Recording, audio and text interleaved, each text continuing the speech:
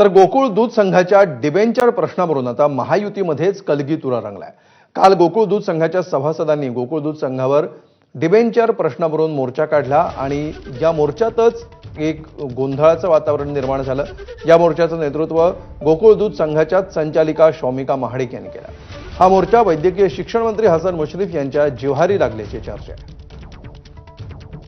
जो मोर्चा काढण्यात आला, ज्यांनी 32 वर्ष या संघाचं नेतृत्व केलं, ज्यांनी डिबेंचरची पद्धत सुरू केलं, त्याच्या सुनबाई या मोर्चाचं नेतृत्व करत होत्या आणि त्याचं नेतृत्व करत होते 3 पराभूत झालेले माजी संचालक की ज्यांनी 5 वर्षामध्ये डिबेंचर्स हे कायम ठेवलेलं होतं।